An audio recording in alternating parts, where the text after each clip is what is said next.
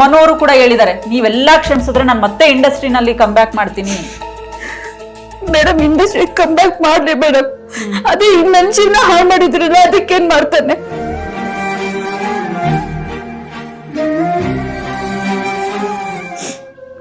ದೊಡ್ಡ ಅಮಾಯಕನ ತರ ಮಾತಾಡ್ತಾನಲ್ಲ, ಇಷ್ಟು ತಗೊಂಡ್ ಬರ್ರಿ ಮೇಡಮ್. ಯಾಕಂತ ಸುಮ್ನೆ ಸೂಚನೆಗಳನ್ನ ಹೇಳ್ಕೊಂಡ್ ಬದುಕ್ತಿದ್ದ ನನಗ್ ಗೊತ್ತಿಲ್ಲ. ಗಂಡಸ್ತನದ ಲಕ್ಷಣ ಮೇಡಮ್, ನೀನ್ ಬೆಳಿಬೇಕು ಅಂದ್ರೆ ಯಾರ ಬೇಕಾದ್ರೂ ತುಳಿತೀಯ ನೀನು? ಯಾಕೆ ಸುಳ್ಳು ಹೇಳ್ತಾ ಇದ್ಯಾ? ನನ್ನ ಹತ್ರ ಎಲ್ಲಾ ಸಾಕ್ಷಿಗಳಿದಾವೆ, ಪ್ರತಿ ಒಂದಕ್ಕೂ ನಮ್ ಯಾರೇ FS ಹೋಗಿ ನಮ್ ಮೊಬೈಲ್ ತಗೊಂಡ್ಬಂದು ಚಾಟ್ ಹಿಸ್ಟ್ರಿ ಗೊತ್ತಾಗುತ್ತೆ. ನಾನ್ ದಿನ ಕಾಲ್ ಮಾಡ್ತಿದ್ದೆ ಅವನ ನಾನೇ ಅಂತ ಗೊತ್ತಾಗುತ್ತೆ. ಅವಾಗ ಯಾರು ಸಮಸ್ಯೆ ಮಾಡಿದ್ರು ನಮ್ಮನೆ CCTV ಕ್ಯಾಮ್ರಾ ಚೆಕ್ ಮಾಡ್ಸೋದೇ ಗೊತ್ತಾಗುತ್ತೆ. ನಾನ್ ಅವ್ರ ಮನೆಗೆ ಹೋಗಿದ್ದನ್ನ ಪದೇ ಪದೇ ಮಧ್ಯರಾತ್ರಿ ಅಂತಿಲ್ಲ, ಯಾವ ರಾತ್ರಿ ಅಂತಿಲ್ಲ ನಮ್ಮ ಮನೆಗ್ ಬರ್ತಿದ್ನ ಅಥವಾ ದೌರ್ಜನ್ಯ ಮಾಡಿ ನನ್ನ ಸ್ನೇಹಿತರಿಗೆ ತೋರ್ಸಿದ್ದೀನಿ ಮೇಡಮ್. ಅವ್ನು ಹೊಡೆದು ಬರ್ದಿರೋದನ್ನೆಲ್ಲ ನಾನ್ ತೋರ್ಸಿದ್ದೀನಿ.